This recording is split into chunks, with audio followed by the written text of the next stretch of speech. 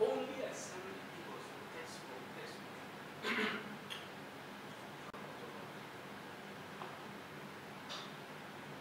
Wicked people. Ah.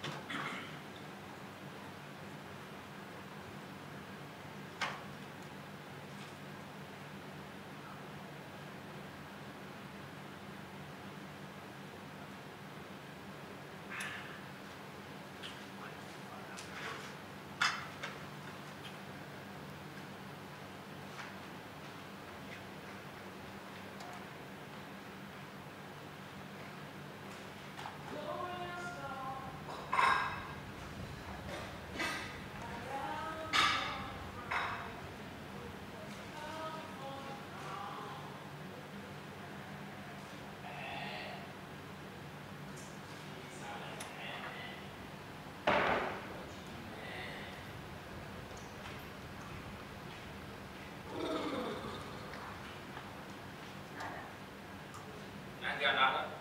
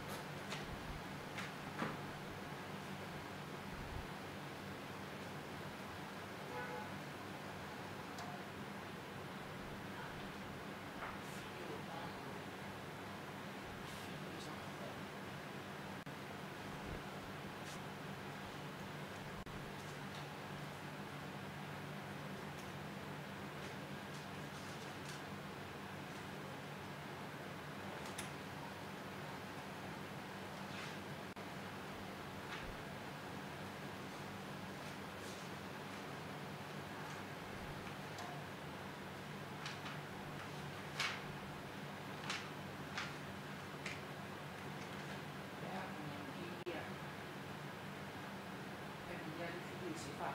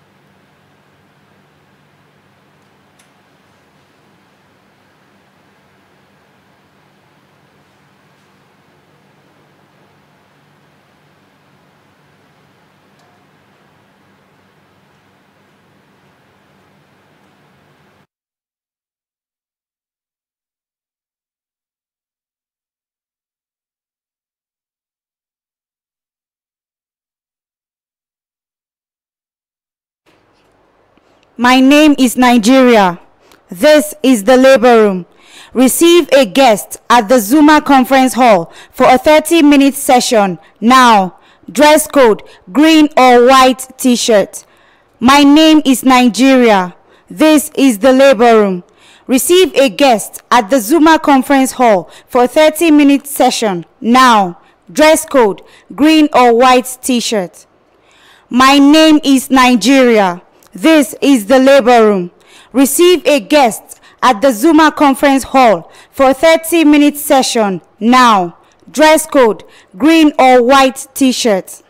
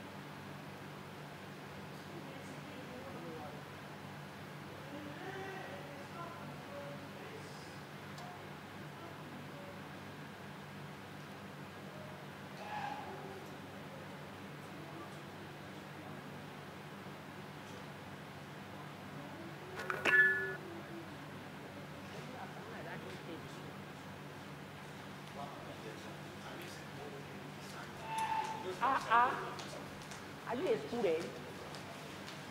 This person has after died. You need rhythm. Abba.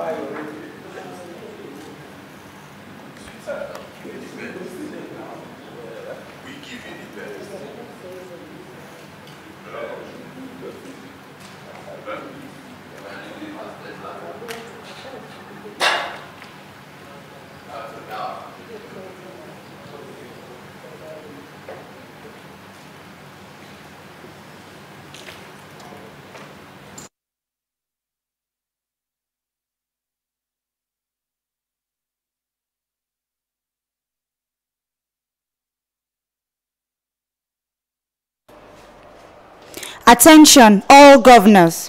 You have 1 minute to assemble at the Zuma Conference Hall.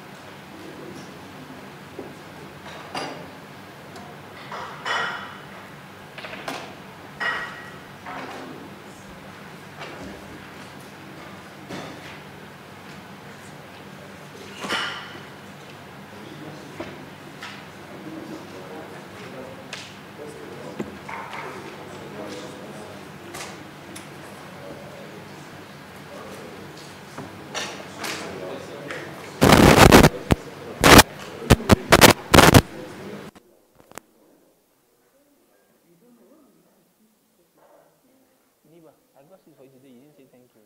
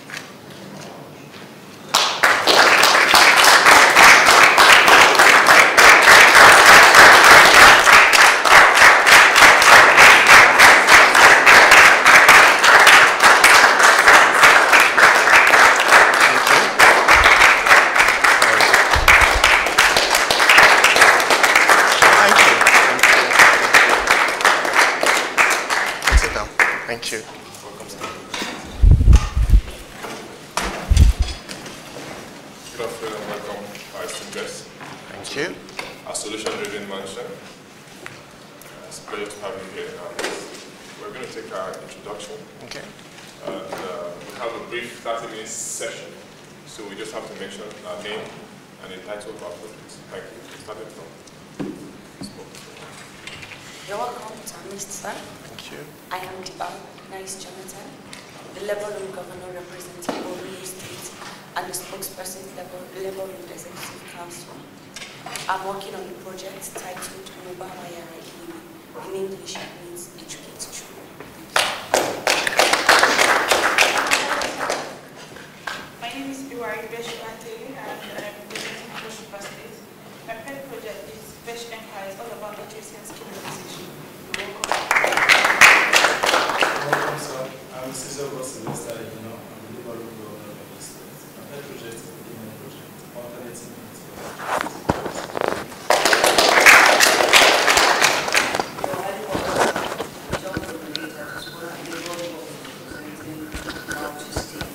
And my pet project is an individual family system for children.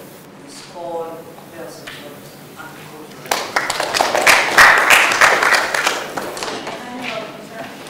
My name is Nana Carmazillo, Lebanon Governor Executive Assistance. The title of my pet project is called The Industrial Space, giving children an immunity environment to develop materials, inventors, and Okay, I'm going to stop you right there, and I'm going to go this way, because life is unpredictable.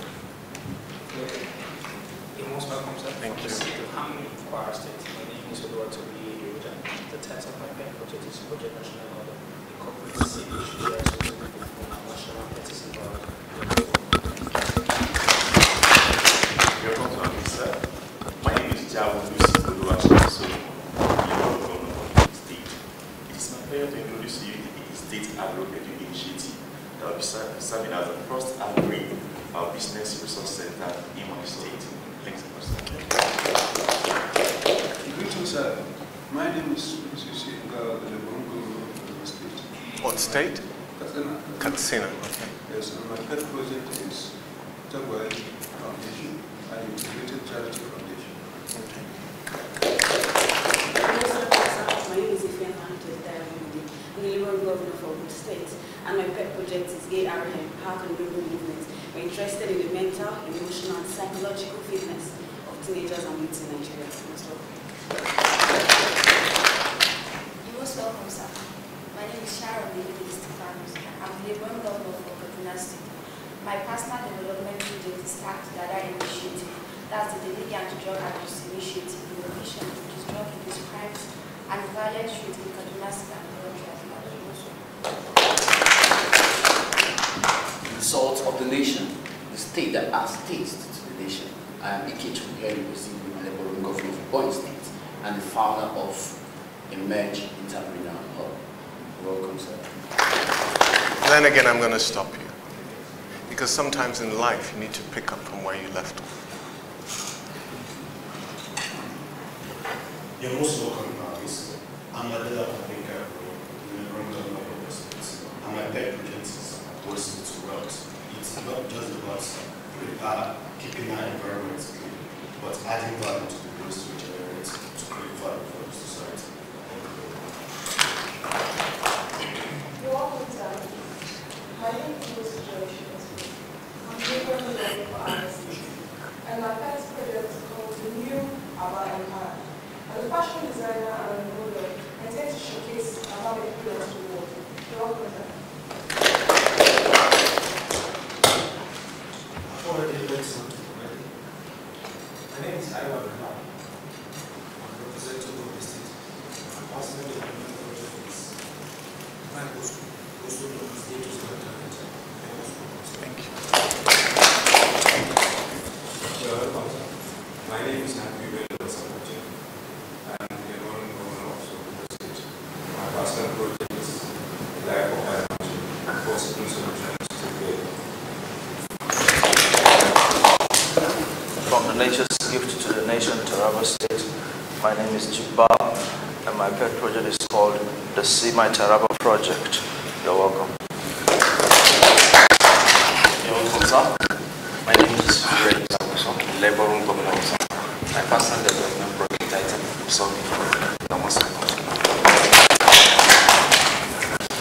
Welcome, sir. My name is Abubakar Suleiman from the Labour Room Governor representing Nasarawa State. My personal project is emergency use. Thank you all.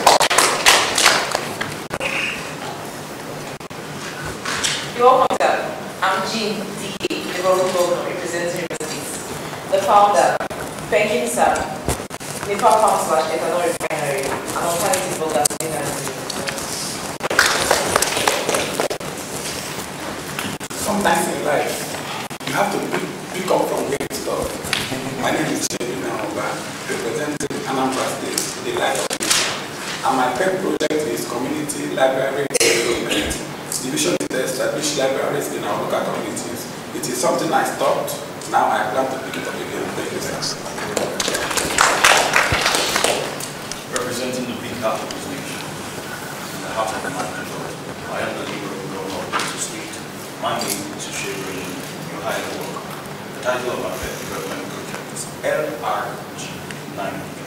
It's about the transformation of leaders, youths, rural women, and next generation. On the cradle of your life, my name is Timitope Akeshana Bibian, and I'm the Labour Room Governor of Action States.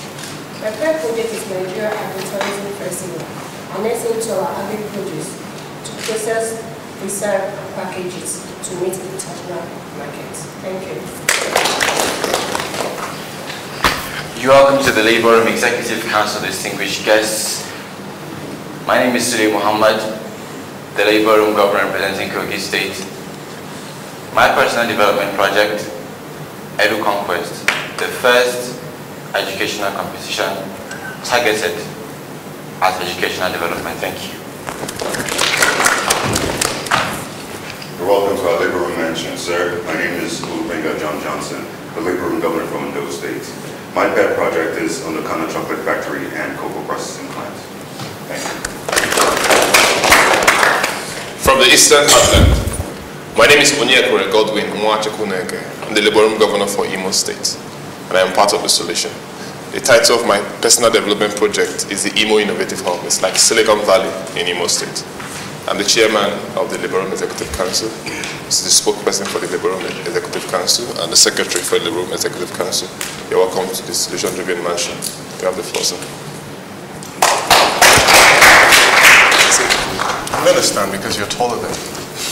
So your head is above me, so I feel a bit intimidated.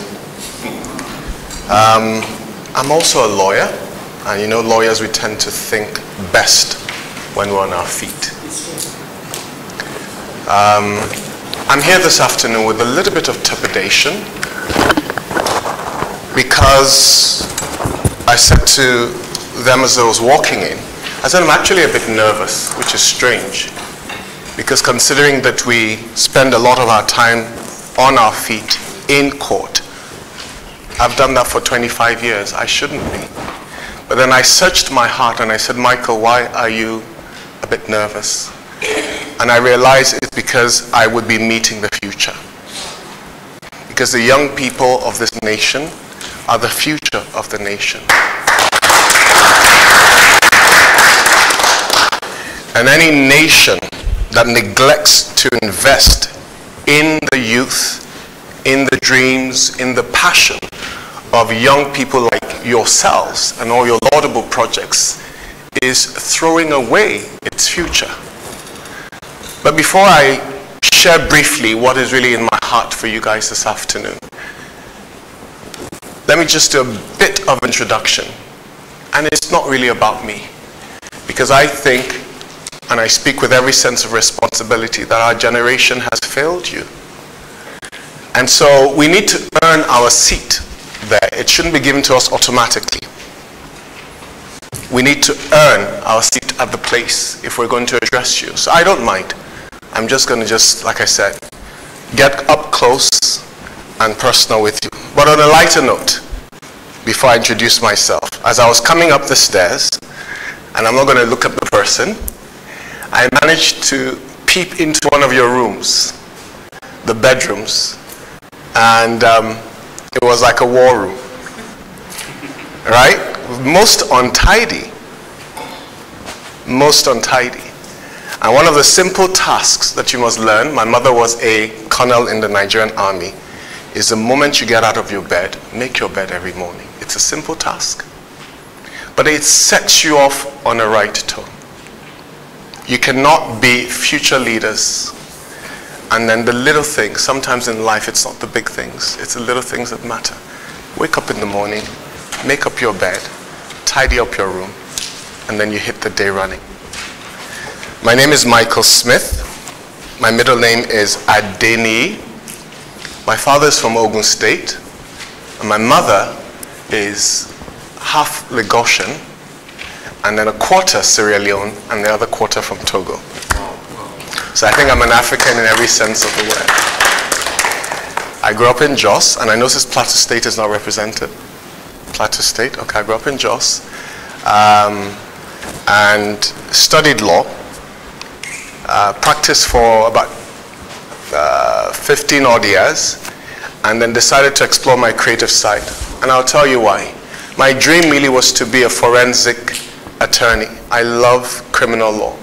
But sometimes, like I said, the environment does not nurture your dreams.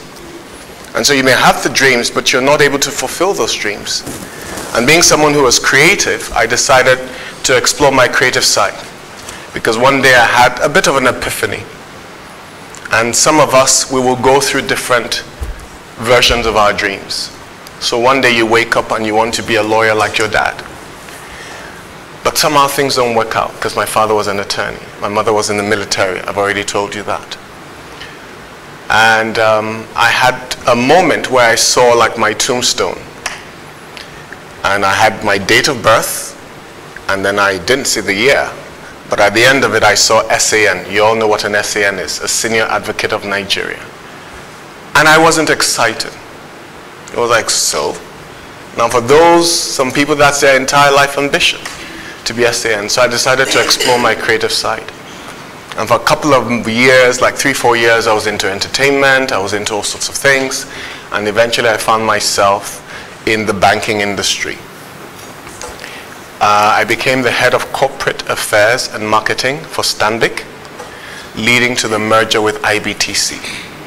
So what I was essentially retained to do was to craft the language, craft the story that would lead to the merger between Stanbic, which is a member of the Standard Bank of South Africa, and IBTC, which was a top investment bank at that moment. And it was, it was historic in many respects. It was the first non-regulated merger, first merger between a Nigerian bank and an international bank. And the largest payout to Nigerian shareholders, over 50 billion, was paid to Nigerian shareholders. So it was a historic merger. And I think based on that, I was, poached by UBA. So I went to UBA in the same capacity, but now on a bigger platform. I left UBA in 2010, and I went back into entertainment. And I did that for a couple of years until about 2 years ago, when I decided, you know what, I'm going to revisit legal practice. And so today, as of today, I'm not saying when I come back here next time or next year, I may not be doing something else, but as of today, I'm a partner in a law firm, and we're doing quite well, which is really why I'm on this visit. But what do I really want to share with you? And why have I told you a bit of my story? Because you all have your stories. Just like the 170 million Nigerians all have their stories. And some will see their stories, come to light. But majority, it's never going to happen. Because the environment is not conducive to make that happen. And as laudable as a lot of your projects and initiatives are, if we cannot make the environment conducive, they will just remain nothing but what? Pet projects and dreams. And so my conversation really with you is, I see myself just this afternoon as a catalyst. And I want to get you guys to think about something. And hopefully, at the end of this project, help us articulate that thought. That is really what I want to achieve this afternoon. Now, how many of you know, we all dream, don't we? For the sake of time, I can't ask you what your dream last night was. What did you dream about last night? You, sir? Yes, what did you dream about? No, dream. You slept and you had a dream. Did you have a dream last night? You didn't. Did you have a dream last night? No? Did you have a dream? I guess they're feeding you too much. You're not dreaming. What's happening? Huh? Huh? You barely sleep. You didn't sleep last night. Did you have a dream? You didn't have a dream. Did you have a dream? You don't dream. Everybody dreams. You may not remember it. Did you have a dream? Yes, what was the dream? You dreamt about your mom. Okay, nice. What about you? What was the dream about? You don't want to tell us? He was tall, dark, and handsome. Huh? Okay. I was imagining as in the dream where in the last phase of the project. In the grand finale, and everywhere was filled up with people. There was a raffle draw of different cars to everybody.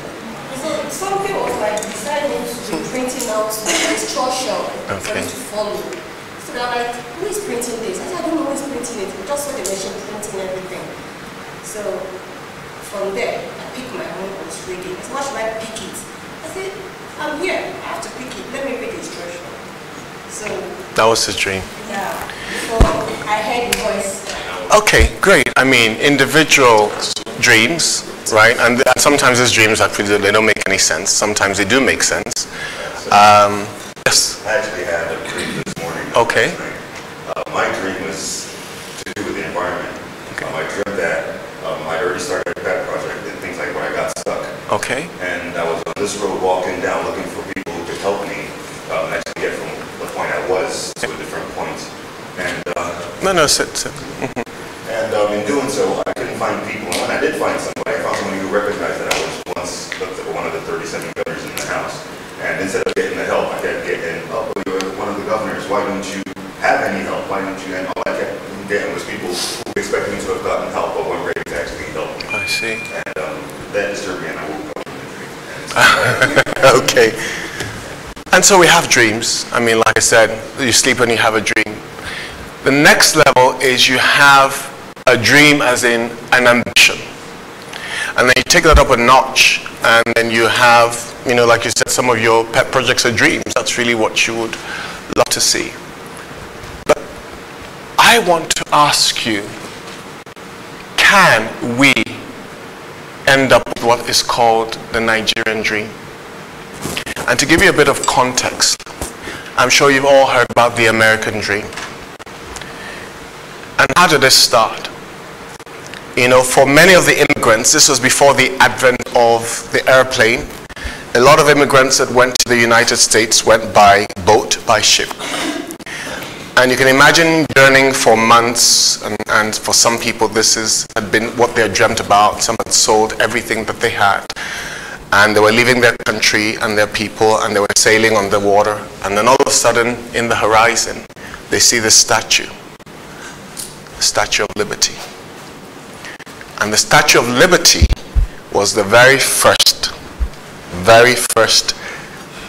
vision or very first thing that they saw that represented the United States of America. And what has happened is that over the years, that statue has become iconic of what we today call the American dream. And what is the American dream? It is what they've defined as their ethos. That is their own ideals. It compromises of things like freedom, liberty, democracy. And sometime in 1931, there's a historian, American historian and writer called John Adams. He actually tried and attempted to define what the American dream is. And again, it was pretty much the same thing, equal opportunity. That regardless of the circumstances of your birth or your social status, that we all should be given an opportunity, if we work hard, to succeed in life. Nothing complicated, but just saying, you know what, come to the land of opportunity. If you come to this land, if you're ready to abide by the laws, there is freedom, there is democracy, there's just that opportunity for you to achieve your dreams.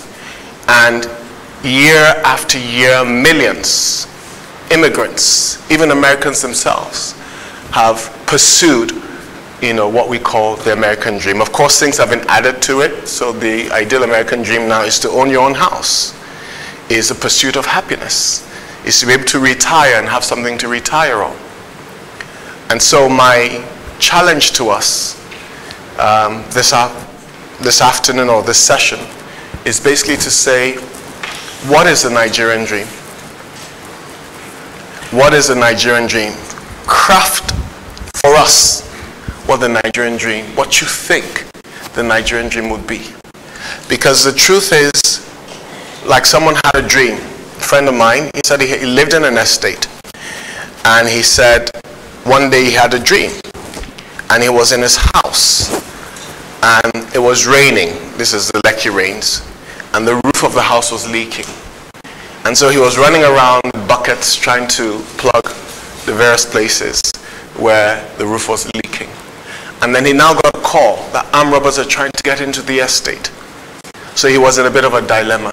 Do I leave my leaking roof and then rush to join the men so we can fence off the armed robbers? What should I do? And so our pet projects are fantastic. But our pet projects will survive best when there's a bigger picture. So I'm talking about the bigger picture. So we need something so that you call the young man and who is out on the streets selling groundnuts, and you say, what do you want to be? And he plugs into the Nigerian dream. You call the young woman who's selling pepper, and she does that, and in the evening when it's dark, you see her reading by a lantern. She has a dream, but what is that dream? It should be the Nigerian dream. We need to define it. We need to define what the Nigerian dream is. And so as you journey on, because I see this as a journey, and you take on your various pet projects, as executive governors and excellencies and all protocols observed, and all that stuff, within the context of all that, it must be driven by what we as a nation must call the Nigerian dream. And so that's really my thought for us this afternoon.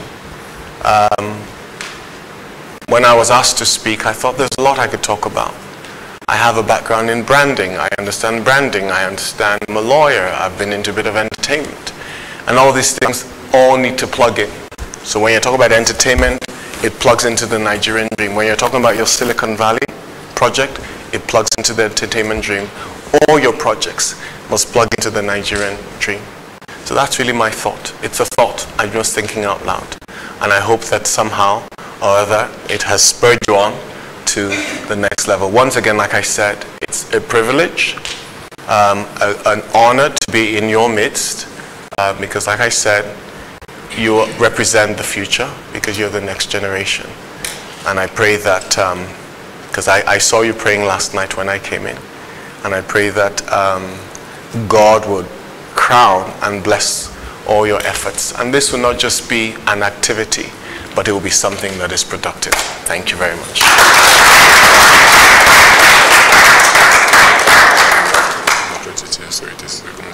No problem. So can I earn my seat? Yes, of course. Yes, sir. Thank you.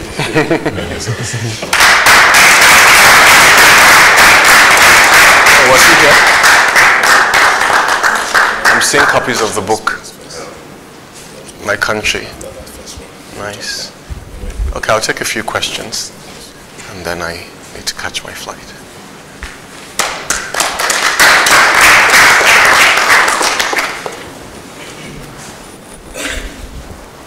I was still not allowed to ask me questions. I'm fine, thank you.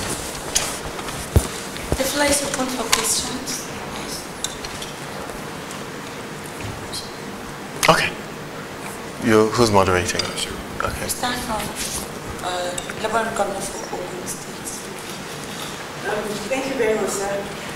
I'm also a lead practitioner. Oh, nice. But of recent, I've been thinking of some other passions that I have.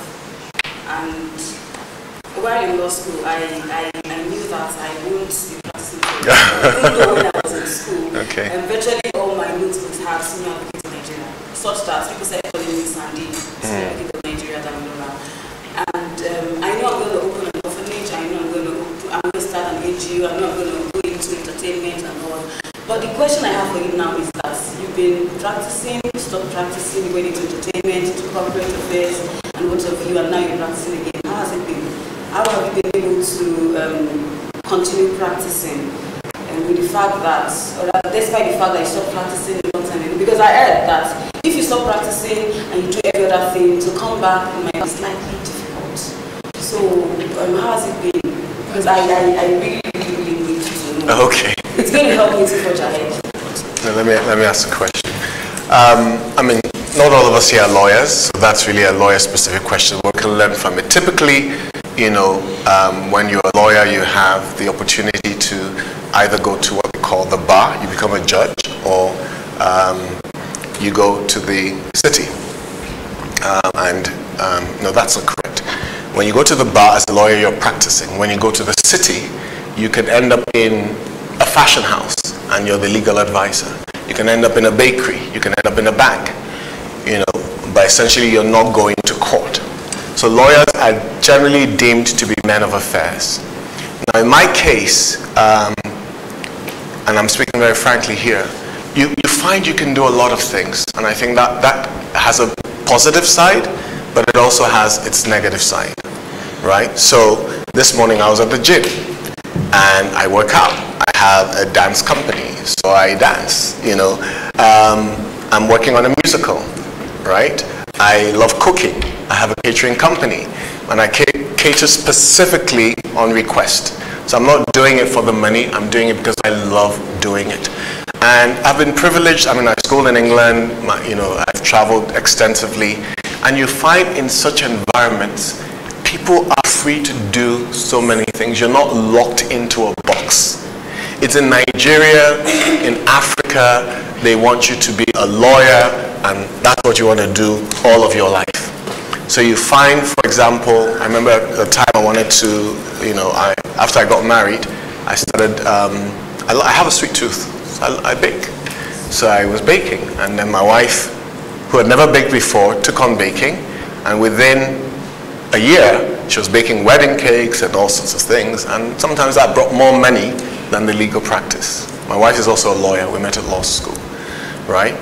Now what was interesting for me was I remember asking somebody, I want to quit law and go fully into hospitality. And the person said, oh, don't do it. It's good advice in a way. He said, because when you do it as a lawyer, it's more prestigious. When you don't do it as a lawyer, so it's, oh, that lawyer that owns the restaurant. But when you leave law and then you go into whatever, oh, he didn't do well as a lawyer or he failed as a lawyer, that's why he's now baking puff-puff and akara and things like that.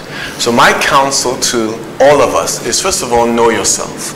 See that you have a lot of gifts, you have a lot of talents, and be people who understand times and seasons. So some things you're meant to do, but you're not meant to do now.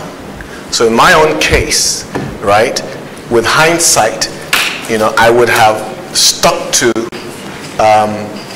some of my giftings much earlier.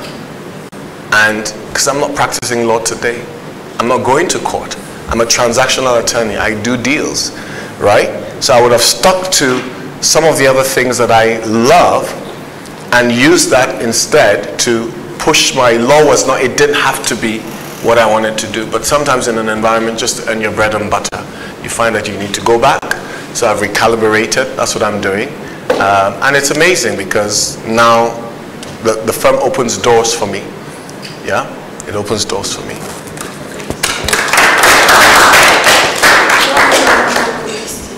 Don't worry, I'll be trying to be shorter in my hands.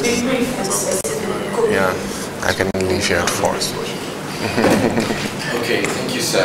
You talked about conducive environment, and the global knowledge community view Nigeria and most other African countries as being a system where even if run by angels would not still succeed. We have the Green Century Code, it's a policy document, and also a deviation stylistically from the norm of writing of document policies. It's a collection of dreams. My question here, sir, is Nigerian dreams, our collective dreams, is documented in that book. And we're suggesting a push with the knowledge of law and your connections with the media. How can you help us make this possible? And that's when the document is, you know, are you saying when the document is completed and when it's done?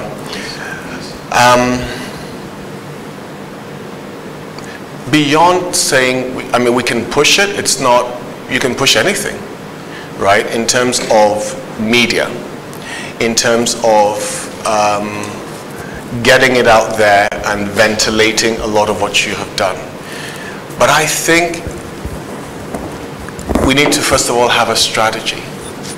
And so in my previous life in banking, for both banks, you first of all have a strategic direction you're heading. Now it's based on that strategy, you now come up with a media and communication plan. So first thing you need to do, you need to have a strategy. And I mean, if I could give you suggestions, you could say, first of all, let's even create awareness. So part of the awareness is going around schools, going around what I call, you know, there are platforms through which you can disseminate information. So you're talking about secondary schools. You're saying, should this be part of the curriculum? That's a strategy. So it goes beyond, here's a document, we have the fanfare. After the fanfare, everybody moves on. You don't want that. You want concrete things. You want to say, look, you know what, let this be part of the training. If you're in the civil service, for example, let that form part of the training, whether you're in the military, whether you're in the police, you know, let this education, there must be education, there must be awareness. So I would say to you, first thing is let's come up with a strategy. And once we have that strategy, pushing it is not, you know, difficult. You know, is it on print media? Is it in new media, which is all the social media? Is it getting ambassadors, brand ambassadors to push it? You can do all that. But if everybody is going in different directions, you have a problem. And that's why you need a strategy. And so, okay, this is a direction, and these are milestones. And then you work according to that.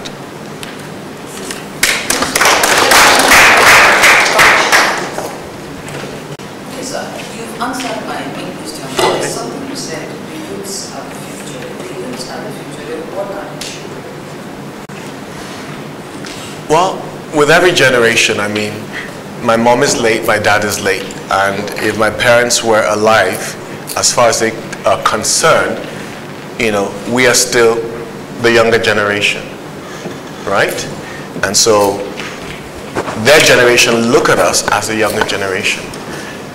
The generation after us, I don't want to consider myself as an older generation, but that's a reality. I would love to define myself as youth, but I am not. I'm 48, you know, so, you know, when you look at, like they say, the morning, the afternoon, and the evening of your life, the morning is what, 0 to 30, right?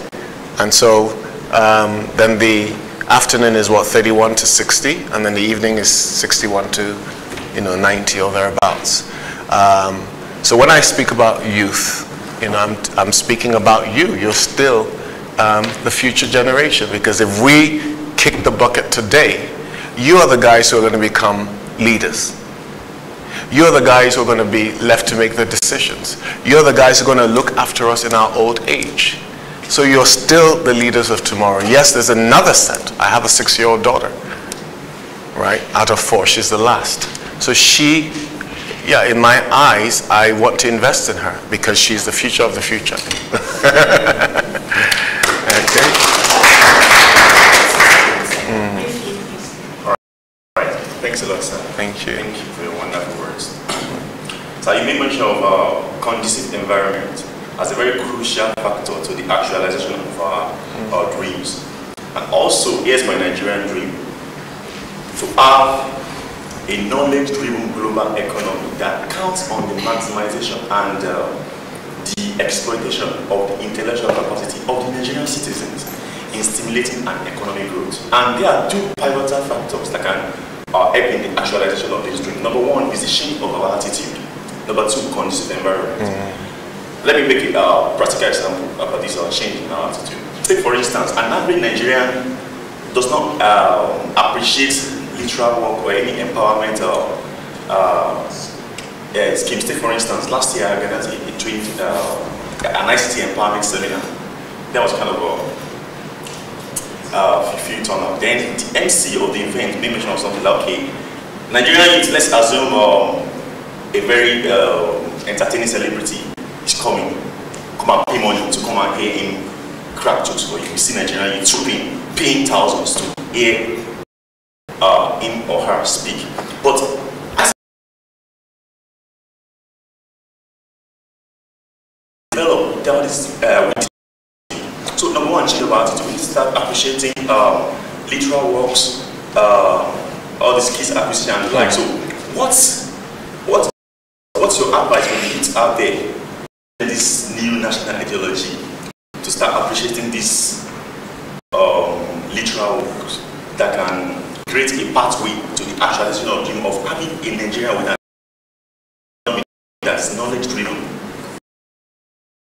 Also, can you please expand on this environment? Is it from the government creating a conducive environment for the citizens, taking the tax up themselves? Thanks a lot, sir. Okay. Now, when it comes to attitude, and you talked about that, it's a reward system. If you live in an environment or a culture that rewards a particular industry over and way above your preference, which is science and technology, at the end of the day, the young people who are growing up, the youths that we talked about, will begin to model themselves in that direction of where the greater reward is. There was a time in Nigeria to be a footballer was not attractive. And if you ventured or even attempted to go and play football, that was my age, you would get a scolding. But today, parents don't mind. We also need to recognize that times are changing. So with us and our generation, it was a generation that rewarded knowledge, not necessarily your gifting or your talent. Today, it is a talent-driven generation, right? So we also need to move with the times. So if you're busy building a culture that is just focusing on knowledge alone, you may have a bit of a problem because times have changed. What we call millennials, and I'm sure you've heard that term, millennials today don't work harder. We were trained to work hard. They work what? Smarter. They also recognize that if you perfect your giftings and can find a way to create surplus value from your gifting, then you will do well. So they've seen the likes of the Serena Williams of this world, and so they're willing to pick up a tennis racket and pay the price. They've seen the likes of the musicians and what they earn and the sudden change in their lifestyle. I got a text yesterday from one of my young friends who knows that I love entertainment, and he sent a text. He said, "Uncle Mike, I need to blow." I mean, those are his words, you know, and I know what he's talking about. You know, he's struggling, he's doing t-shirts, he's doing this, but his passion is music.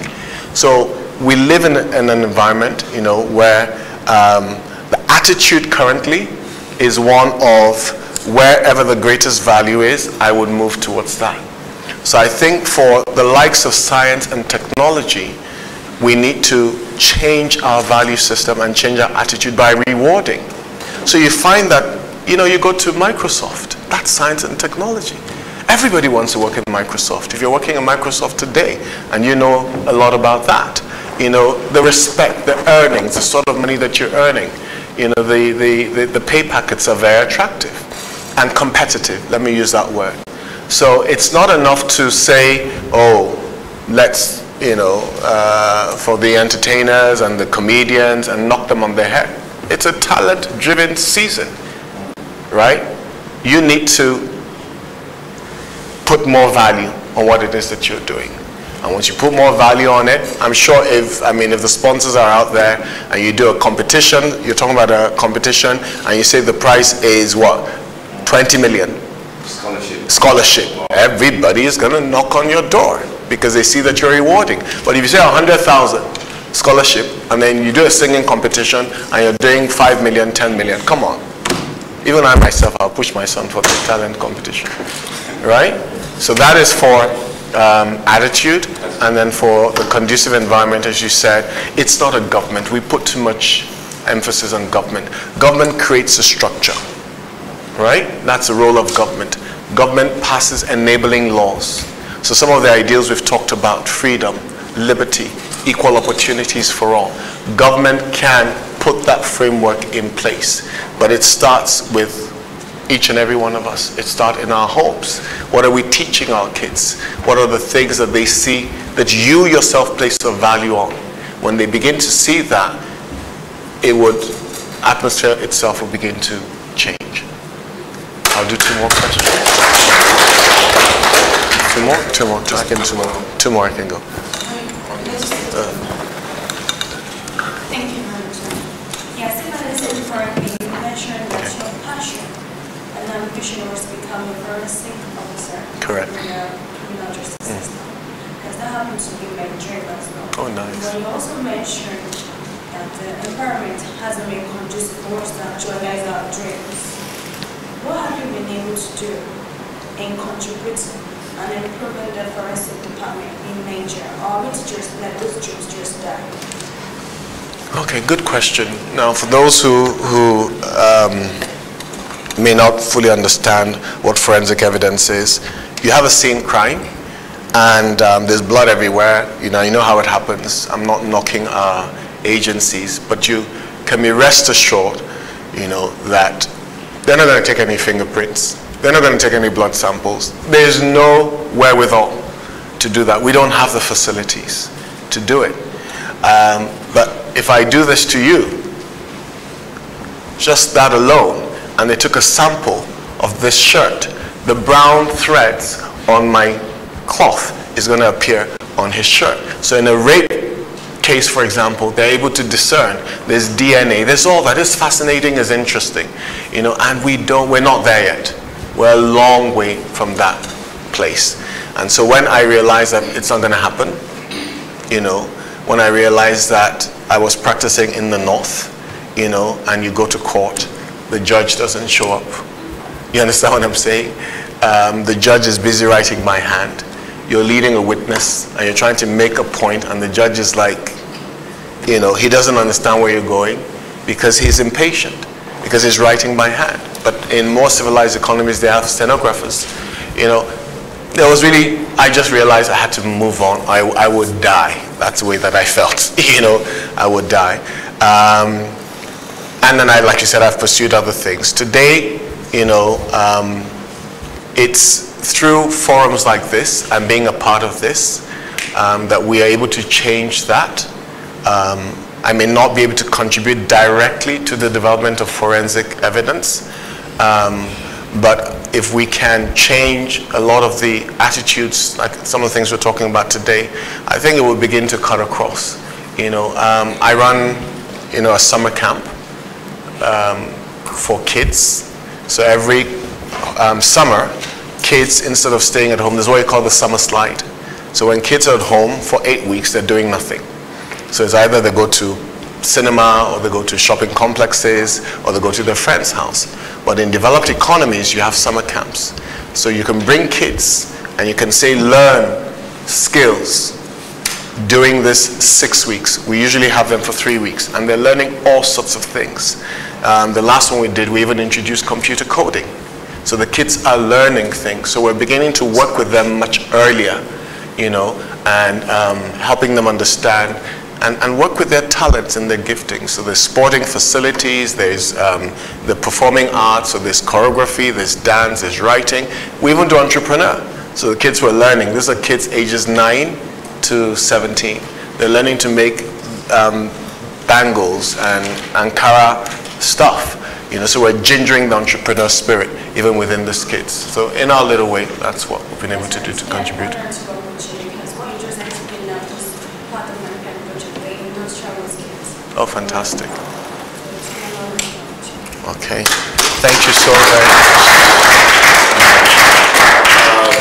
Thank you once again for, of course, visiting our Solution Living Mansion. And most importantly, thank you for being a part of the solution. We're all parts of the solution here because we have a very important role to play in building the Nigeria of our collective dreams. And thank you for inspiring us again to emphasize more on the Nigerian dream. We have the Great Century Code, as you know, it's a collection of Nigerian dreams. And we intend building the Nigeria of our collective dreams. And this will happen because we all are going to be responsible for making it happen. Because no solution without our direct micro contribution is a guaranteed solution. That's so correct. We want the building of Nigerian dream to be a guaranteed one. And to ensure that happens, we are going to be part of it. Every Nigerian out there that believes in that dream will have a role to play. And with that, by the grace of God, we'll get to that destination. Thank you for coming, sir. Thank you very, very much. We'll take it off. Okay, sir, I hold your hand. Yes. Liberal Governor for Osun State. Lead us in the creed. Decree on the count of 2. 1, 2. I stand in the sacred gate of time, shoulder to shoulder with my kind and breed. We share a common burden and promise. The travail has started. My water is broken. Something is forming. A superior nation is breaking out. The world is anxiously waiting. And I am the carrier. I must release this precious seed inside of me. The memories of yesterday will not stop me. The pains and shame of today will not define me. My womb is the carrier of the future. Few days from now, my baby will cry in freedom. I shall give to the world a brand new supernation. This is my calling. It is too late to stop me. For by God and my kind, this will surely be. Push! Push!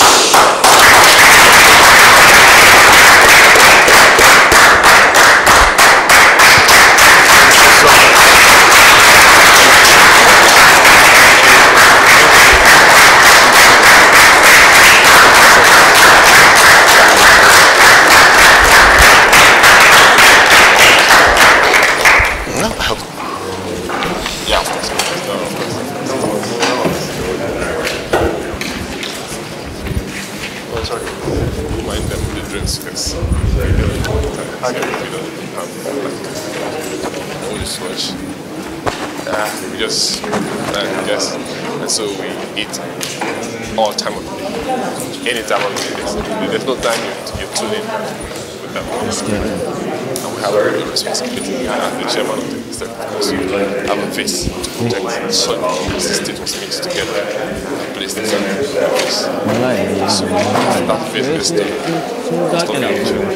and we get this challenge. So we have to watch it every single day, not just yesterday, not just myself, but a couple of locations.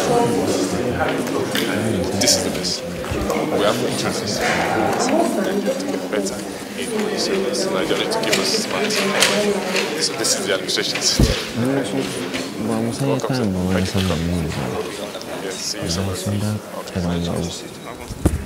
Tun da sahi na ji wannan na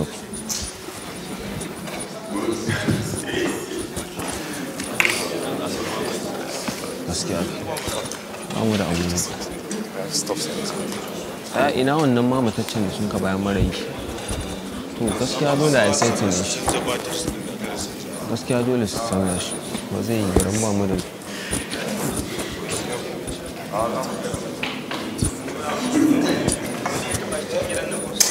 ranar ke tuka shi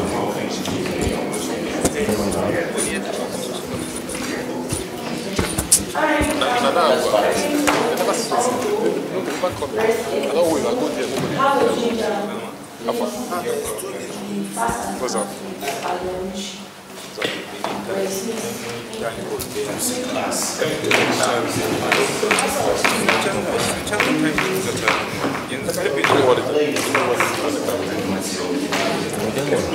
Time now is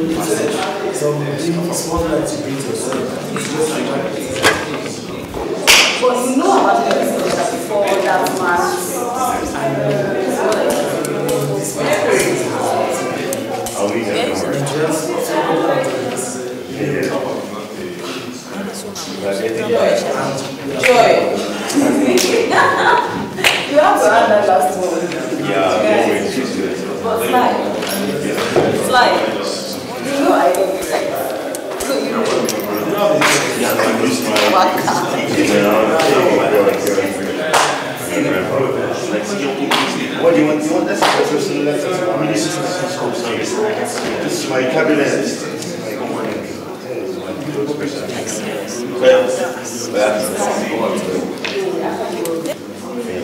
Let me go with you for a second. Just give me some money. That's that whole thing.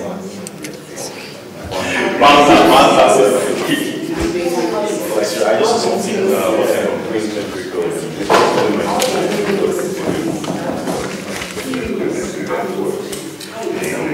let me just see something once. I'm on up.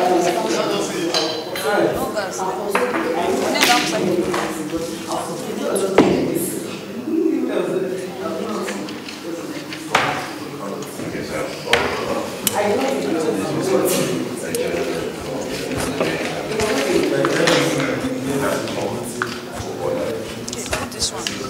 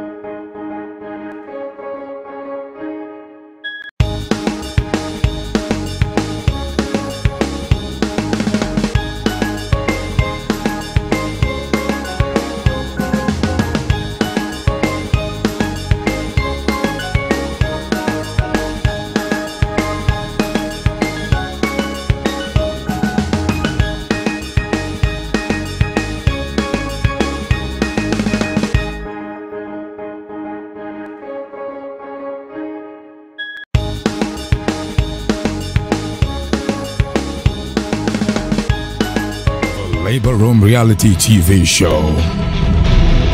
My dream for Nigeria, and I dream that in the next possible decade, Nigeria is going to be the best country ever in the world. And I support the Great Century Code. How I want Nigeria to be? I want a Nigeria that will have a good leader, that's good leadership, and also to invest in our youth. I support Green Century Code. My Nigerian dream is to see an average man on the street having a 3 square meal. Let them have something to put in their belly. There are many on the street that have not gotten anything to eat. And I support the Green Century Code. My dream for Nigeria is a Nigeria where everybody will be equal, a Nigeria where there will be justice, a Nigeria where the common man will have a right like the leaders, a Nigeria where everybody has an equal share. I'm a media practitioner. I support the Green Century Code. My dream for Nigeria is a Nigeria where it will be easy for anybody in Nigeria to just become rich and famous without going through much struggle of having to know somebody in any position to get to any position, like to attain a higher height they want to attain. I support Green Century Code. Ina so Nigeria ta zama babu tashi hankali, babu wani rigima, ko ina ka je lafiya lokaci ka dawo lafiya. Na goyi bayan wannan littafi. My dream is basically to ensure that we eradicate corruption, to ensure every Nigerian has his dream and pursue it. I support the Green Century Code. My Nigerian dream is that Nigeria be digitally innovated. That will help us. I'm in support of this Green Century Code. My dream for Nigeria is to have a united Nigeria where the life of everybody, every single citizen will be considered. I support the Green Century Code. My Nigeria dream is a Nigeria where everybody have equal rights, where there is no marginalization, where quota system doesn't work, where state of origin doesn't work. A Nigeria where everybody have equal to everything and fairness in all. I'm in support of Green Century Code. My dream for Nigeria is to have a Nigeria of